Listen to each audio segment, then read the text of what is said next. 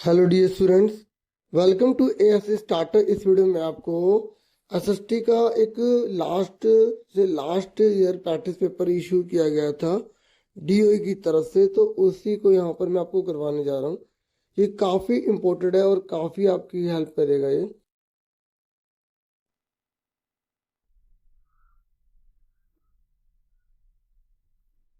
अब देखिए, ये जो वीडियो है मैं आंसर जो आपसे शो कर रहा हूँ, मैं हिंदी मीडियम में शो कर रहा हूँ।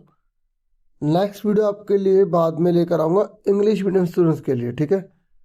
तो पहला क्वेश्चन है, अंग्रेजों के द्वारा अवध का विलय कब किया गया था? तो चार ऑप्शन थे, तो इसका आंसर है 1856 में, ठीक है। फिर नेक्स्ट है, 1857 में भारत का गवर्नर जनरल कौन था? जब 1857 में विद्रोह हुआ था ना, तो उस समय भारत का गवर्नर जनरल कौन था? तो लॉर्ड कैनिंग, ठीक है। ये जो अंग्रेज लोग हैं ना, अपने आगे लॉर्ड लगवाते थे, ठीक है। तो ये लॉर्ड कैनिंग थे।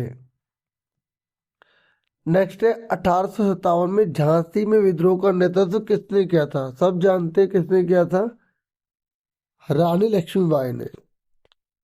नेक्स्ट है, कटीली झाड़ियां एवं गुल्म मुख्यतः कहाँ उगते हैं? जो मतलब कटीली झाड़ियां ना, वो कहाँ पर उगते हैं? जहाँ पर बारिश बहुत कम होती है, जो सूखे हुए क्षेत्र होते हैं। शुष्क मतलब सूखे हुए, जैसे राजस्थान हो गया ना, ऐसे। उसके बाद नेक्स्ट है, निम्नलिखित में से किसे पर्यावरण का एक महत्वपूर्ण शोधक समझा जाता है? बताओ, मतलब जो पर्यावरण को साफ करने का काम कौन करता है? बताओ, गिद्ध, हाथी, बाघ या हिरण? कौन जो भी मर जाता है गंद वंद उसको खा जाता है? तो सब जानते हैं गिद्ध, ठीक है। आप चाहे तो कमेंट बॉक्स में आंसर्स बता सकते हैं, इससे मुझे लगेगा कि हाँ, कुछ बच्चे सीरियस है, तो मुझे और मोटिवेशन मिलेगा वीडियोस लाने के लिए। भारतीय संसद के कौन कौन से भाग होते हैं? जो संसद है ना, उसके कौन से भाग हैं? लोकसभा, राज्यसभा, राष्ट्रपति या सभी? तीनों ही होते हैं, लोकसभा, राज्यसभा, राष्ट्रपति। और मैं आपको एक बात बता दूं कि जो लोकसभा है उसे लोअर हाउस, निम्न सदन कहते हैं, ठीक है, याद रखना। राज्यसभा को उच्च सदन कहते हैं। अगर आपसे पूछ ले निम्न सदन का नाम क्या है तो बता देना। और जो लोकसभा है ना, उसमें अधिकतम 552 सदस्य हो सकते हैं, ठीक है। लेकिन अभी फिलहाल जो चुनाव होते हैं ना, तो 543 जनता चुनती है, 2 सदस्य राष्ट्रपति चुनता है लोकसभा में। एग्जाम में क्वेश्चन पूछ लेते हैं कि लोकसभा में कितने सदस्य राष्ट्रपति चुनता है, तो 2 सदस्य राष्ट्रपति चुनता है। और हमारी लोकसभा में अधिकतम 552 हो सकते हैं, अभी उनके ऊपर विचार नहीं किया गया, ठीक है। राज्यसभा में 250 हो, और याद रखना राज्यसभा में 238 तो जो विधान परिषद है वो सब मिलकर चुनते हैं, लेकिन 12 सदस्य राष्ट्रपति चुनते हैं, ठीक है। तो नेक्स्ट है, सही या गलत आपको बताना है। और अगर आप सही करना चाहे गलत को तो वो भी कर सकते हैं। जैसे राष्ट्रपति राज्यसभा में 20 सदस्यों को मनोनीत करता है, अभी भी मैंने आंसर बताया कि राष्ट्रपति राज्यसभा में 12 सदस्य मनोनीत करता है, तो ये क्या है? फॉल्स है। क्या है? फॉल्स। उसके बाद नेक्स्ट है, देश में एक से ज्यादा स्तर की सरकारों का होना संघवाद के नाम से जाना जाता है। बिल्कुल सही। तो जब भी किसी देश में ना एक से अधिक स्तर पर सरकार पाई जाती है ना, उसे हम संघवाद कहते हैं। फिर नेक्स्ट है, डॉक्टर भीमराव अंबेडकर को भारतीय संविधान का जनक कहा जाता है। बताओ, ये सही है कि जो डॉक्टर भीमराव अंबेडकर हैं वो भारतीय संविधान के जनक मतलब पिता है? बताओ, तो ये सही है, ठीक है।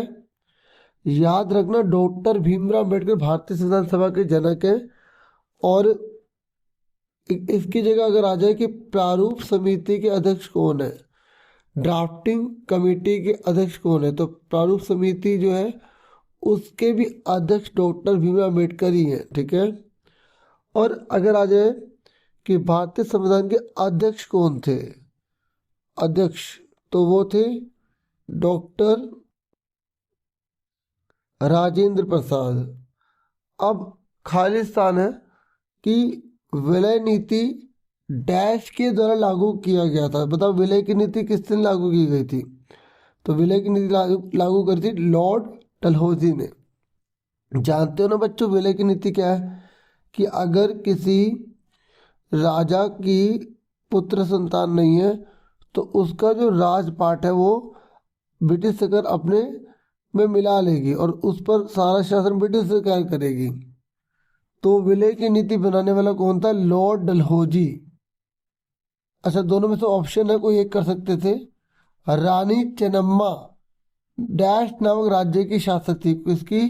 कित्तूर कर्नाटक की।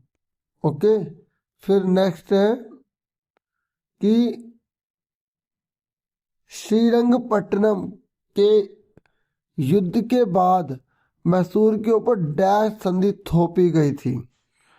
कौन सी संधि थी?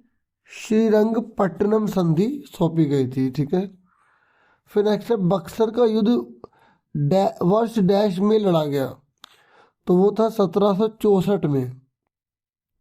और प्लासी का जो युद्ध है वो कब लड़ा गया था? 1757 में। तो अच्छे से कर लें क्योंकि ये बहुत बार एग्जाम में आए हुए भी हैं। अब आ जाइए खंड ख पर, जिसमें लघु उत्तरीय प्रश्न है। तो इसमें पहला क्वेश्चन है, किसी देश को संविधान की आवश्यकता क्यों पड़ती है? तो आप इसके अगर घुमा कर आ जाए कि संविधान की हमें जरूरत क्यों है या संविधान क्या कार्य करता है, तो इसी से मिलते जुलते आंसर आप लिखेंगे। ठीक है, तो संविधान की हमें आवश्यकता क्यों पड़ती है आप बताओ। ताकि हमारे देश के अंदर जितने भी लोग रह रहे हैं ना, उन्हें बेगानेपन का एहसास ना हो कि हम इस देश के नागरिक नहीं हैं। देश के अंदर कानूनी व्यवस्था समान बनी रह सके, और कोई सरकार आती है तो उसका चुनाव किस प्रकार होना है, उसे किस प्रकार से कार्य करना है, ये हमें संविधान बताता है। सुन रहे, आप अपने लैंग्वेज में बना बना के बहुत अच्छा लिख सकते हैं। बाकी से पढ़ रहा हूं, आप सुनिए। किसी देश को संविधान की आवश्यकता क्यों पड़ती है? तो निम्नलिखित कारणों से पड़ती है। पहला, संविधान किसी भी देश के लिए इसलिए आवश्यक होता है क्योंकि संविधान ही ये बताता है कि हमारे समाज का मूलभूत स्वरूप क्या है। यह उन आदर्शों को सूत्रबद्ध करता है जिनके आधार पर नागरिक अपने देशों को अपनी इच्छा और सपनों के अनुसार रच सकते हैं। आप अपनी लैंग्वेज में लिख सकते हैं कि संविधान जो है ना, वो समाज के मूलभूत आदर्शों को बताता है और संविधान आकांक्षाएं पूरी करने की उम्मीद जताता है। ठीक है, फिर बता रहे कि संविधान की आवश्यकता इसलिए है क्योंकि संविधान ये तय करता है कि देश में किस प्रकार की राजनीतिक व्यवस्था होगी, मतलब पॉलिटिकल स्ट्रक्चर कैसा होगा, संविधान बताता है। ठीक है, और अगर संविधान नहीं होगा ना तो पता नहीं चलेगा कि देश को किस प्रकार से चलाना है। तो आप इतना ही कर सकते हैं। ठीक है, इतना बड़ा करने की जरूरत नहीं है। ठीक है, और संविधान की आवश्यकता इसलिए भी होती है क्योंकि संविधान हमें स्वयं पर नियंत्रण रखने के लिए कार्य करता है और प्रावधान तय करता है कि संविधान के इन प्रावधानों के कारण ही हम स्वयं और बाकी लोगों को नुकसान पहुंचाने से बच सकते हैं। मतलब संविधान देश में कानून व्यवस्था के लिए काम करता है। ठीक है, और हमारे लिए नियम तय कर देता है हमें क्या करना चाहिए क्या नहीं। और मेन आप ये भी ले सकते हैं कि संविधान न्यूनतम समन्वय तय करता है, कि इस प्रकार का तालमेल बनाता है कि उस देश के अंदर अनेक धर्म जाति भाषा के जो लोग हैं ना वो मिलजुल के रह सकें। अगर आप ऊपर वाला नहीं करते तो नीचे वाला कर सकते थे कि शक्तियों का बंटवारा कैसे होता है। ठीक है, तो ये आपकी पॉलिटिकल की बुक है, उसी का ही चैप्टर से है। शक्तियों के बंटवारे का अर्थ होता है कि शक्तियों को विभिन्न स्तरों में बांट देना, मतलब जो पावर है ना उसको अलग अलग भागों में बांट देना। जैसे भारत के अंदर जो शक्तियों को बंटवारा है ना, वो केंद्र के पास, राज्य के पास और स्थानीय के पास किया गया। शक्तियों का बंटवारा हमारे देश में 3 तरीके से किया गया। ठीक है, केंद्र, राज्य और स्थानीय। देखो आंसर अगर आपको बड़ा लग रहा है उसको काट के छोटा करके अपनी लैंग्वेज में बना बना के लिख सकते हो, पॉइंटों में लिखना। ठीक है, ठीक है। अब देखो मैं आपको बता दूं, हमारे देश में जो शक्तियों को बंटवारा वो 3 तरीके से किया गया है। केंद्र सरकार, पता है केंद्र सरकार के पास कौन सी शक्ति है? जैसे विदेशी मामले हैं, नोट छापना है, बैंकिंग का काम है। ठीक है, तो ये सब केंद्र के पास है। केंद्र जैसे इस समय बीजेपी की गवर्नमेंट केंद्र में ना, तो उनके पास है। देखा था अभी नोट चेंज हुए थे, 500 के पुराने पुराने नोट खत्म हो गए, तो ये केंद्र के पास शक्ति है। अगर विदेशी कोई भी मामला होता है, फॉरेन मामला कोई भी आता है, तो उसे केंद्र सरकार देखती है। ठीक है, और राज्य स्तर पर क्या होता है? राज्य स्तर पर उस राज्य की सरकार देखते हैं। जैसे पंजाब है, बिहार है, राजस्थान है, तो इनकी सरकार के पास पुलिस व्यवस्था होती है, इनके पास व्यापार का अधिकार होता है। ये अपने देश में, अपने राज्य में सॉरी, कैसे व्यापार करेंगे। और स्थानीय का मतलब होता है कि जो जैसे पंचायत होती है ना, नगर निगम होती है, तो उनके पास भी शक्ति है। जैसे 5 साल बाद चुनाव होते हैं, आप देखो जो स्थानीय होते हैं ना बच्चों, उनका काम सड़कें बनाना, आपके मोहल्ले में जो है नालियां बनवाना, आसपास जो पार्क है उसको उसका सौंदर्यीकरण करना, अच्छी व्यवस्था करना, छोटे जो प्राइमरी स्कूल होते हैं, ठीक है, उनको खुलवाना, उनकी व्यवस्था करना।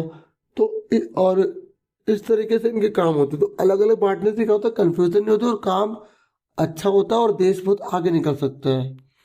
ठीक है, और जो अगर काम अच्छा नहीं करेगा तो लोग उसको वोट ही नहीं देंगे। इस तरीके से हमारे देश में लोकतंत्र है, इसलिए काम करना पड़ेगा, कंपटीशन बहुत है। ठीक है, तो इस तरीके से आप इसे बना बना के अपनी लैंग्वेज में लिख सकते हैं, एग्जाम्पल आप देख भी सकते हैं। ठीक है, और ये क्या है, जैसे कानून है ना, कानून तो हर राज्य का कानून अलग अलग भी हो सकता है। ठीक है, लेकिन जो कानून देश को अलग ना कर पाए, देश एकजुट रहे, वो केंद्र के हाथ में भी होते हैं। अच्छा, ये कह रहे सरकार को नियंत्रित करने, मार्गदर्शन देने और जानकारी देने में भारतीय संसद की भूमिका बताओ। मतलब कहने का ये है कि जो भारत की संसद है ना, उसके क्या कार्य हैं? जो भारत की संसद है उसके क्या कार्य हैं? तो देखो, आप बताएंगे कि संसद देश की सर्वोच्च कानून बनाने वाली संस्था को कहा जाता है। हमारे देश में जो संसद है ना, वो कानून बनाती है। ठीक है, आप लिख देना संसद कानून बनाती है। ठीक है, सिंपल लैंग्वेज में। भारत में संसद के 3 अंग होते हैं, लिख देना, एक लोकसभा, दूसरा राज्यसभा और तीसरा राष्ट्रपति। पढ़ा था ना हमने एमसीक्यू में। ठीक है, और तीसरे पॉइंट में लिख देना कि भारत की जो संसद है ना, वो विभिन्न प्रकार की भूमिका निभाती है। जैसे सरकार के विभिन्न कार्यों को कंट्रोल करती है, नियंत्रित करती है। ठीक है, और अगर कोई सरकार गलत काम कर रही होती है तो उसके खिलाफ अविश्वास प्रस्ताव पारित करते हैं कि भाई ये सरकार सही नहीं कर रही, इसे हटाओ। इस तरीके से ये कह रहा है कि देखिए, अब हम चौथा क्वेश्चन देखते हैं। भूमि संसाधन के संरक्षण के किन्हीं 3 उपाय बताइए। बच्चों, आपको पता है संरक्षण का मतलब क्या होता है? संरक्षण का मतलब होता है बचाना। ये कह रहा है जो भूमि है वो एक सबसे इम्पोर्टेंट संसाधन है, तो आप इसको कैसे बचा सकते हैं? इसकी रक्षा करने के लिए क्या करेंगे? अगर हम भूमि की रक्षा नहीं करेंगे तो उसकी शक्ति खत्म हो जाएगी और वो हमारे लिए बहुत हानिकारक हो जाएगी। ठीक है, तो अब बोलो, आप सोचोगे सर हानिकारक कैसे? मान लो भूमि है, अगर उस पर खेती नहीं हो पाएगी तो फिर उस पर कुछ उगेगा ही नहीं, तो हमें क्या मिलेगा? तो हमें भूमि की रक्षा करनी होगी ना। तो भूमि की रक्षा हम कैसे कर सकते हैं? वन रोपण करके, पेड़ों को लगाकर। ठीक है, अतिचारण पर रोक, मतलब जैसे अगर हम बहुत बड़ी मात्रा में पशुओं को चराते रहेंगे तो उसके ऊपर जो लगी घास है वो पूरी खत्म हो जाएगी, फिर वो जमीन खराब हो जाएगी, वहाँ तूफान आएंगे, बन जाएंगे, तो ऊपर की जो मोटी परत होती है, उपजाऊ परत, वो हट जाएगी। तो इस तरीके से, ठीक है, वन रोपण समझ में आ गया, मतलब पेड़ों को लगा के। अतिचारण मतलब पशुओं की चराई को रोक कर, ज्यादा नहीं। और केमिकल दवाइयाँ और जो फर्टिलाइजर है, उर्वरक, उसका प्रयोग कम से कम करके, क्योंकि अगर इनका प्रयोग ज़्यादा होगा तब भी ज़मीन की ताकत खत्म हो जाएगी। तो इस तरीके से आप बना के लिख सकते हो कि जो केमिकल वाले जो फर्टिलाइजर्स होते हैं ना, रासायनिक कीटनाशक, उनका प्रयोग कम से कम करना चाहिए। अगर ऊपर वाला नहीं करते तो नीचे वाला कर सकते हो कि जल संरक्षण के किन्हीं 3 उपाय, मतलब पानी को बचाने के 3 उपाय कौन से हैं। सबसे आसान क्वेश्चन है, पहले लिख देना कि पृथ्वी पर जीवन उत्पन्न करने के लिए ये आवश्यक है और जल हमारे लिए बहुत महत्वपूर्ण है। अपनी लैंग्वेज में बना बना के लिख सकते हो कि पानी को बचाने के लिए क्या करोगे। जैसे उद्योगों से, कारखानों से जो निकलने वाला जो गंदा पानी का जो पदार्थ है उसे नदियों में मिलने से रोक देना, ठीक है। या नदियों में मिलाने से पहले उसका शोधन कर देना। क्या कर देना? शोधन, मतलब उसमें से हानिकारक पदार्थ को निकाल के उसे स्वस्थ करके नदियों में बहाना। और क्या करोगे? बारिश के पानी को इकट्ठा करके हम पानी की रक्षा कर सकते हैं, लोगों को जागरूक करके कर सकते हैं। किसान जो पानी के मेथड यूज करते हैं ना, वो ऐसे यूज करें जिससे पानी की बचत हो। जैसे ड्रिप सिस्टम होता है ना, स्प्रिंकल सिस्टम होता है, उसका प्रयोग करके। स्प्रिंकल जैसे फुहारे की तरह पानी जाए, जितना जमीन को चाहिए उतना मिलेगा। अगर हम पानी पूरा छोड़ देंगे तो कहीं पानी बहुत ज़्यादा चला जाएगा, कहीं कम चला जाएगा, तो पानी भी बर्बाद होगा और फसल भी अच्छी नहीं होगी। 5वां क्वेश्चन देखिए, वन्य जीवन पर एक संक्षिप्त नोट लिखिए। बच्चों, वन्य जीवन का मतलब होता है जो जंगल है ना, उसमें बहुत सारे जीव जंतु रहते हैं, तो उनके बारे में बताइए। तो आप लिखेंगे कि वनस्पति हो या वन्य जीवन हो, ये बहुत महत्वपूर्ण संसाधन है। जैसे वन है तो उससे हमें इमारती लकड़ी मिलती है, हमें ऑक्सीजन मिलती है। तो जो वन्य जीवन मतलब जो वन्य जीवन में कौन आते हैं? पक्षी, कीट, पानी में रहने वाले जानवर, जंतु, ये सब आते हैं। तो इनका भी सुरक्षित होना बहुत जरूरी है, क्योंकि इन्हीं से हमें दूध, मांस, खाल, बहुत सारी चीजें मिलती हैं। जैसे मधुमक्खियों से हमें शहद मिलता है ना, अपनी लैंग्वेज में बना बना के। चिड़िया जो अपने भोजन के लिए कीड़ों पर निर्भर होती हैं, ये सारे जितने भी जीव जंतु है ना, वो सब वन्य जीवन में आएंगे। तो हमें इनकी रक्षा करनी होगी, इनको हमें बचाना होगा, लोगों को जागरूक करना होगा, ये बता रखा है, ठीक है। और पर्यावरण को साफ करने का काम जैसे गिद्ध करता है, शोधन का काम करता है, ये हमने पहले भी पढ़ा था। और वन्य जीवन इसलिए भी महत्वपूर्ण है क्योंकि ये पानी तंत्र को बनाते हैं, मतलब जीवन का एक जो चक्र है ना, उसको संभव बनाते हैं, ठीक है। अब नेक्स्ट क्वेश्चन है कि 1857 की बगावत के बाद अंग्रेजों ने कौन कौन से प्रमुख बदलाव किए। देखिए, जब भी आप ऐसा क्वेश्चन करें तो 4 नंबर का पॉइंट्स में लिखना, ये पैराग्राफ है तो पॉइंट में बनाना, ठीक है। तो और जब आंसर लिखेंगे तो ऐसे जरूर लिखा करो कि 1857 की क्रांति के बाद अंग्रेजों ने बहुत महत्वपूर्ण बदलाव किए, जिनमें से कुछ इस प्रकार है, ठीक है। तो पहला, ब्रिटिश संसद ने 1858 में एक नया कानून पारित किया और ईस्ट इंडिया कंपनी के सारे अधिकार ब्रिटिश साम्राज्य के हाथ में सौंप दिए गए। देखो, जो ब्रिटिश की संसद है ना, तो उसने सारे अधिकार कंपनी के छीन के किसको दे दिए? ब्रिटिश साम्राज्य को दे दिए, ताकि भारतीय मामलों को ज्यादा बेहतर ढंग से संभाला जा सके, ताकि ब्रिटिश गवर्नमेंट तय करे कि भारत में क्या सुधार करना है, क्या करना है, ठीक है। ये चेंज किया उन्होंने।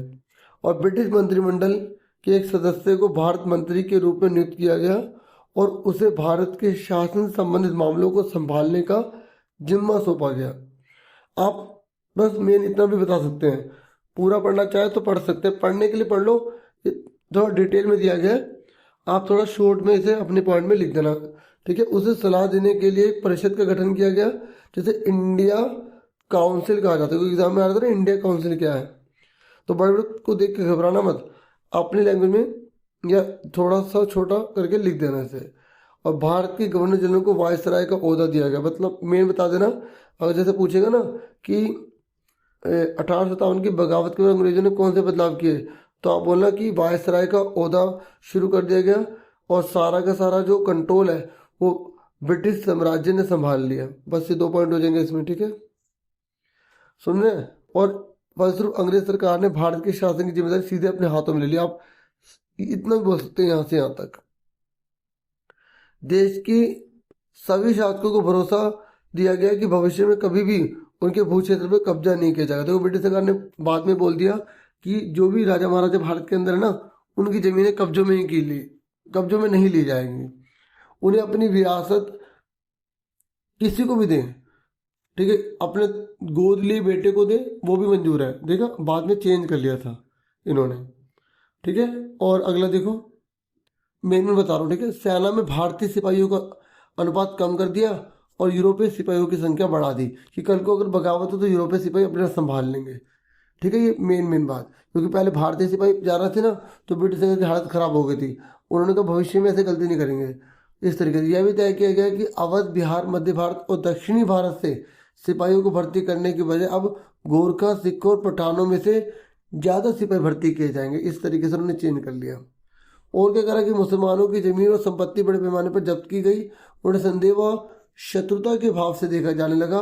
अंग्रेजों को लगता था कि यह विद्रोह उन्होंने ही खड़ा किया था, समझो। मुसलमान जो थे उनको अंग्रेज लोग ना शक की दृष्टि से देखने लग गए।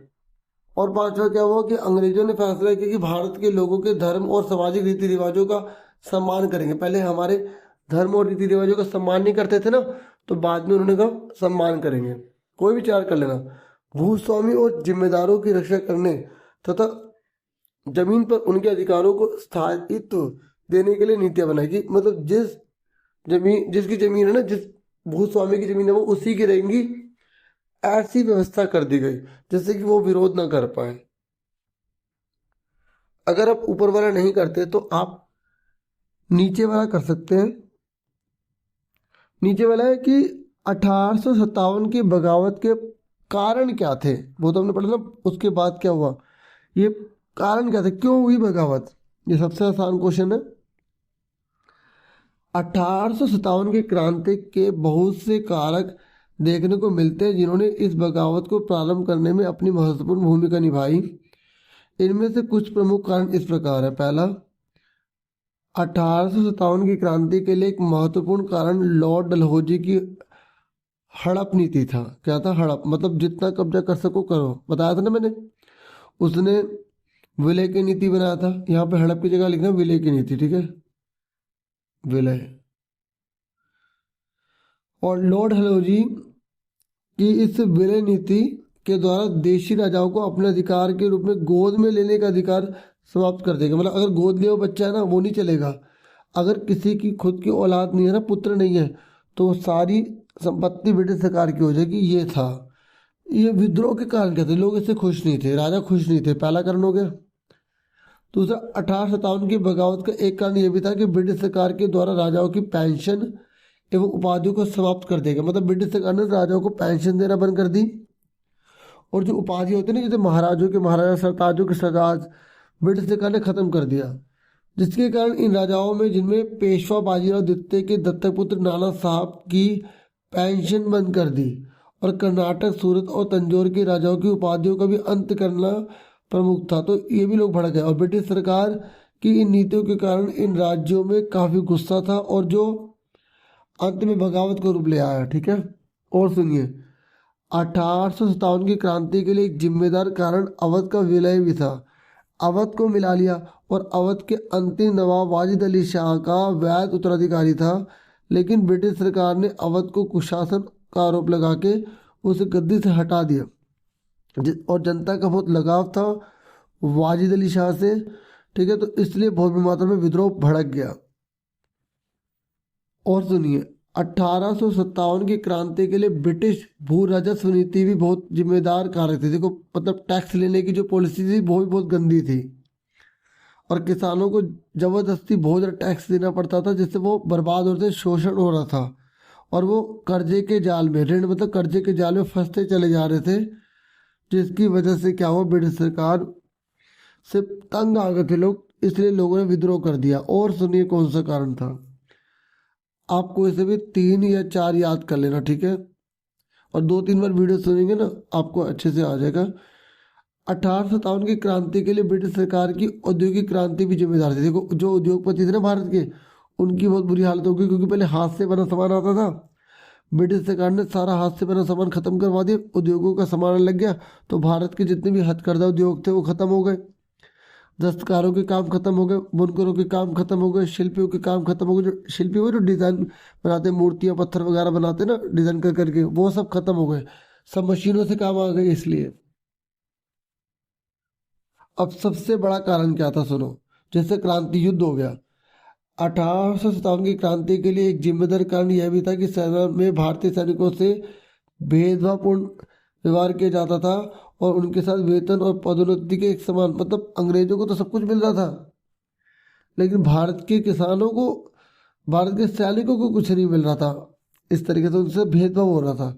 अच्छा, जो सबसे मेन बताने वाला था वो ये था कि जैसे विद्रोह हो गया था कि सैनिकों ने ये जाना कि जो बंदूक हम इस्तेमाल करते हैं ना, उसमें जो कारतूस लगा है वो गाय और सूअर की चर्बी का प्रयोग हुआ है। तो उन्होंने कहा इससे तो हमारा धर्म ही खत्म हो जाएगा। तो इसलिए विद्रोह बढ़ गया और विद्रोह शुरू हो गया। ठीक है, अब नेक्स्ट क्वेश्चन है, नेक्स्ट है राष्ट्रीय सरकार के चुनाव में भारतीय संसद की भूमिका की व्याख्या कीजिए। वही कि जब हमारे देश में चुनाव होता है ना, तो संसद क्या काम करती है। देखिए, भारत में संसद देश की सर्वोच्च कानून बनाने वाली संस्था को कहते हैं, पता ना, संसद कानून बनाती है।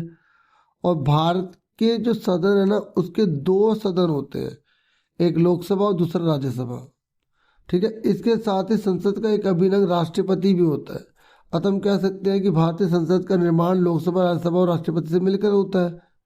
ठीक है, ये आप लिखना चाहे लिख सकते हैं, नहीं तो नॉलेज के लिए बहुत है, नीचे से लिख देना। ठीक है, राष्ट्रपति सरकार के चुनाव में भारतीय संसद की एक विशेष भूमिका होती है। इससे हम इस प्रकार समझ सकते हैं। ठीक है, क्वेश्चन ये था कि राष्ट्रीय सरकार के चुनाव में भारतीय संसद की भूमिका बताइए। ठीक है,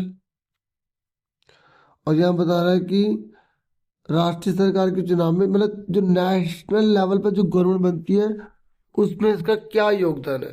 तो आप बताएंगे कि लोकसभा के चुनाव के बाद सांसदों की एक सूची बनाई जाती है।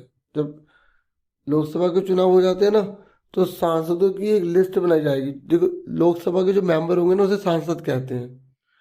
और जिससे ये पता चल जाता है, या पता चल पाता है कि किस राजनीतिक दल को कितने सांसद चुनकर आए हैं, मतलब कौन सी पार्टी के कितने मेंबर हैं।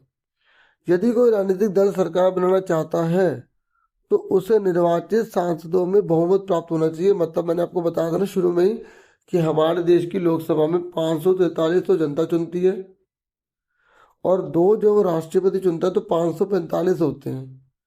ठीक है, और अगर किसी पार्टी को भारत में राष्ट्रीय स्तर पर सरकार बनानी है तो उसे 272 सीटें चाहिए।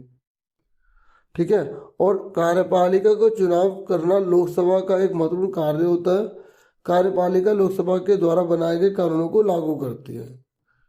ये जो कार्यपालिका का चुनाव करना लोकसभा का ही कार्य है। ठीक है, और भारत का प्रधानमंत्री लोकसभा में सत्ताधारी दल का मुखिया होता है, और जो 272 से ज्यादा सीट लेगा वही, वो उसी की जो पार्टी आएगी ना, तो वो वाली पार्टी अपना नेता चुनेगी प्रधानमंत्री के तौर पर। तो लोकसभा ने बता रहा है कि भारत का प्रधानमंत्री लोकसभा में सत्ताधारी दल का मुखिया होता है।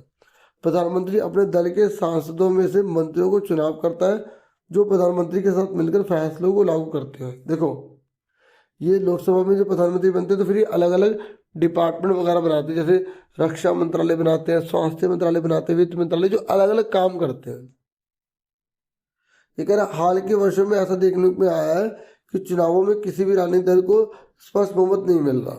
लेकिन अभी देखो, 8 साल से जो गवर्नमेंट है भारत में, उसे बहुमत मिला हुआ है। इस समय बीजेपी की गवर्नमेंट है जो मेजोरिटी में काम कर रही है।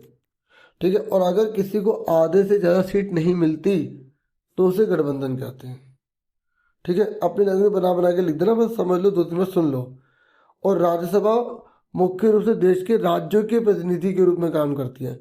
और इसी क्वेश्चन को जब आप पढ़ोगे तो आप लोकसभा और राज्यसभा में भी अंतर निकाल सकते हो कि राज्यसभा जो होती है ना, वो राज्यों के प्रतिनिधि के रूप में काम करती है। राज्यसभा में भी कोई कानून बनाने का प्रस्ताव प्रस्तुत कर सकती है। ठीक है, किसी भी विधेयक को कानून के रूप में लागू करने के लिए जरूरी है कि उसे राज्यसभा की भी मंजूरी मिले। ठीक है, भारतीय संसद का यह सदन भी बहुत ही महत्वपूर्ण है, और यह सदन लोकसभा के द्वारा पारित किए गए कानूनों की समीक्षा करता है। देखो, लोकसभा कानून को पास करती है, उसके बाद ये उसको जांच करता है, उसकी समीक्षा करता है, और अगर इसे लगता है ना उसमें कुछ गड़बड़ है तो ये कहता है कि संशोधन करो। ठीक है, और राज्यसभा के सदस्यों का चुनाव विभिन्न राज्य की विधानसभाओं के निर्वाचित सदस्यों द्वारा किया जाता है। इस तरह से हम कह सकते हैं कि राष्ट्रीय सरकार के चुनाव में भारतीय संसद की एक विशेष और महत्वपूर्ण भूमिका होती है। देखिए अब हम क्वेश्चन 8 से 11 देख रहे हैं, और ये बच्चों पैसेज का भी आपके पेपर में है, तो पैसेज इसको आपको पढ़ना है और फिर निम्नलिखित प्रश्नों के आपको उत्तर देने हैं, ठीक है। तो पहला है, मृदा संसाधन के लिए मुख्य खतरा क्या है, मतलब मिट्टी के लिए खतरा कौन है। मृदा अपरदन, मतलब अगर मिट्टी के ऊपर परत बह जाएगी तो उसके लिए खतरा है। बाकी पैसेज में ही है आंसर, ठीक है, पैसेज में पढ़ नहीं रहा, ठीक है, वो इजी आप कर सकते हैं, बस आंसर टैली कर लो। मृदा निम्नीकरण का सहायक कारक नहीं है, बताओ। मिट्टी की जो क्षमता है ना, या मिट्टी जो अपने प्राकृतिक रूप में है, वो गायब करने में किसका हाथ नहीं है। स्थलाकृति का, मतलब कहीं पहाड़ है, कहीं मैदान है, कहीं पठार है, तो क्या इनकी वजह से मिट्टी की ताकत या मिट्टी की शक्ति खत्म हो जाएगी? नहीं ना, बाढ़ से हो सकती है, पेड़ों को काटने से हो सकती है, पशु को चराने से हो सकती है, लेकिन स्थलाकृति से नहीं हो सकती। फिर कह रहे मृदा निम्नीकरण में सहायक कारक है, बताओ। मिट्टी की को जो निम्नीकृत करते हैं वो कौन है? तो मानव कारक मनुष्य भी करता है, प्रकृति प्रकृति भी करती है। मनुष्य जैसे पेड़ों की कटाई करता है, तो जो प्रकृति है वो बाढ़ ला रही है, इस तरीके से। फिर एक और पैसेज है बच्चों, फिर इस पैसेज को आपको पढ़ना है, ठीक है, और फिर आंसर देना है। तो मैं आंसर पढ़ रहा हूँ खाली, ठीक है। अली वर्दी खान की मृत्यु के बाद बंगाल के नवाब कौन बने थे? क्वेश्चन में से आपने देख लिया, बाकी पैसेज में आप आंसर पढ़ोगे तो आपको आराम से पता लग जाएगा कि सिराजुद्दौला बना था, ठीक है। ठीक है, नेक्स्ट है कि बंगाल में कठपुतली शासक कौन चाहता था? कौन चाहता होगा? अंग्रेज चाहते होंगे, अंग्रेज मतलब कंपनी, क्योंकि अंग्रेजों ने जो कंपनी बनाई थी ना, ईस्ट इंडिया कंपनी बनाई थी, जो 1600 ईस्वी में भारत में आई थी, याद रखना, ठीक है, 1600 ईस्वी में आई थी। फिर ये कह रहा है कि किलेबंदी रोकने और राजस्व चुकाने का हुक्म कंपनी को किसने दिया था? बताओ, किसने हुक्म दिया था? ओए, अब कोई किलेबंदी नहीं करेगा, आपको टैक्स चुकाने का जो हुक्म है, ठीक है, वो किसने दिया? तो सिराजुद्दौला ने, ठीक है। अब नेक्स्ट है कि किसी काल्पनिक राज्य की विधानसभा चुनावों के परिणाम नीचे दिए गए हैं, इन्हें ध्यान से पढ़िए। तो देखो, ये भी क्वेश्चन आपके एग्जाम में ऐसा पक्का आएगा, ठीक है, और ऐसा क्वेश्चन ग्रेनेड आएगा, पैसेज भी आएगी लेकिन सेम नहीं आएगी, अलग आएगी, ऐसे क्वेश्चन अलग आएगा इसी तरीके से। तो ये कह रहे हैं विधानसभा की सबसे बड़ी पार्टी कौन सी है? बताओ, जिसको सबसे ज्यादा वोट मिलेंगे वही तो होगा। तो 116 किसको मिला? क्षेत्र विकास पार्टी, ठीक है ना, ये मैंने उसी में से बता दिया। कह रहे सरकार के गठन के लिए बहुमत की संख्या कितनी है? बताओ, बहुमत के लिए कितनी कितनी संख्या होगी? देखो, बहुमत के लिए मैंने आपको बताया था, जितना दे रखा होता है उसको आपको क्या करना है, 2 से भाग कर देना, फिर 1 जोड़ देना है। 2 एकम 2, 2 चौके 8, 2 4 8, 2 2 4, 2 4 10, तो 142.5। तो 142 से ज़्यादा, यानी कि 1 ज़्यादा करो तो 143, यहाँ 0.5 ज़्यादा करना पड़ेगा, ठीक है। तो जिसके पास 143 सीटें होंगी वही कर पाएगा, तो इसका आंसर क्या आ गया? 143। और बताओ, कोई कर पाएगा? कोई पार्टी बना पाएगा? देखो, किसी के पास 143 सीट नहीं है किसी के पास? तो इन्हें गठबंधन करना पड़ेगा। क्या करना पड़ेगा? गठबंधन, ठीक है, अलायंस करना पड़ेगा। ठीक है, निर्दलीय कौन होते हैं? जो किसी भी पार्टी का हिस्सा नहीं होते, जो ऐसे होते हैं जो बिना किसी मतलब पार्टी में होकर खड़े होते हैं, तो ये निर्दलीय है, ठीक है, जो किसी भी दल के नहीं है। नाम में पता लग रहा है आंसर, ठीक है। उसके बाद डियर स्टूडेंट्स, आपकी फिर एक पैसेज है, फिर आपको इसको पढ़ना है और फिर आपको इसके आंसर देने हैं। पहला, कर्क रेखा किस महाद्वीप से होकर गुजरती है? तो एशिया। फिर यूरोप को एशिया से कौन सा पर्वत अलग करता है? यूरोप को एशिया से अलग करना है, और वो कौन है? Ural, very good. उसके बाद, पूर्वी गोलार्ध में स्थित महाद्वीप कौन सा है? उत्तर अमेरिका, दक्षिण अमेरिका, एशिया, या इनमें से कोई नहीं? तो एशिया सब जानती हैं, बाकी पैसेज में है ही। ठीक है, यूरोप और एशिया के संयुक्त भूभाग को क्या कहा जाता है? बताओ, जो यूरोप और एशिया ना, उसके भाग को अगर हम जोड़ते हैं तो उसको क्या बोलते हैं? मृत सागर, एशिया या यूरेशिया? देखो नाम में, देखो, यू से आ गया यू, एशिया में एशिया, तो यूरेशिया, ठीक है। अब लास्ट, अब आज का पार्ट करने जा रहे हैं मैप वर्क तो ये कह रहा है कि भारत के राजनीतिक रेखा मानचित्र पर 1857 की बगावत से जुड़े निम्नलिखित स्थानों को दर्शाइए। बताओ, दिल्ली, झांसी, बरेली, फैजाबाद और कानपुर कहाँ कहाँ पर है? तो आप ये देख सकते हैं, ये मैप है, अच्छे से इनको देख लो और याद कर लो। ठीक है, यहाँ नहीं है, ये बता रहा है कि यहाँ पर है। ठीक है, क्योंकि सारे के सारे जो है ना ये आपको यूपी में दिख जाएंगे और दिल्ली का तो आपको पता ही है। ठीक है जी। और ये जो बच्चे दृष्टिबाधित है ना, तो उनके लिए क्वेश्चन है कि 1857 की बगावत के दौरान मुगल सम्राट कौन थे? तो कौन थे मुगल सम्राट? बहादुर शाह जफर मुगल सम्राट थे। फिर नेक्स्ट है, झांसी वर्तमान में भारत के किस राज्य में है? यूपी में ही है। ठीक है, और बिहार के उस पुराने जमींदार का नाम बताइए जिन्होंने 1857 के बगावत के दौरान विद्रोही सिपाहियों का साथ दिया था।